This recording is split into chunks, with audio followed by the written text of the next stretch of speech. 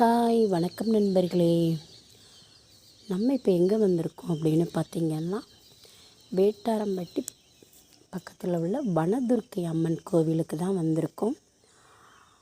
இந்த உருவங்கள்லாம் பார்த்திங்கன்னா அவங்க மனசில் நினைத்த காரியங்கள் நடக்கணும் அப்படின்னு நேர்த்திக்கடன் போட்டு குழந்தை இல்லாதவங்க, ரொம்ப நாளாக கல்யாணம் ஆகாதவங்க, உடல்நிலை சரியில்லாதவங்க, இந்த மாதிரி மனசில் நம்ம வனதுர்க்கை அம்மன்கிட்ட மனதார வேண்டிக்கிட்டு இந்த மாதிரி உருவ அமைப்பு செஞ்சு வைப்பாங்க. இதுதான் இந்த கோயிலோட ஒரு அபூர்வமான ஒரு விஷயம்.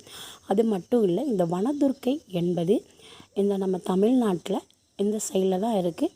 அதை விட்டீங்க அப்படின்னா வடநாட்டில் தான் இந்த மாதிரி ஒரு கோவில் இருக்குது.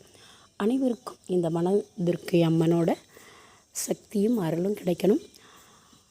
இந்த மாதிரி விஷயங்கள், இன்னும் நிறைய அபூர்வமான விஷயங்கள் உலகத்திலேயே மனிதர்களோட அன்பை விட இயற்கையும் இறைவனும் நிரந்தரமான ஒரு விஷயம் இல்லையா? அதுதாங்க உண்மை. Okay, bye bye, see you.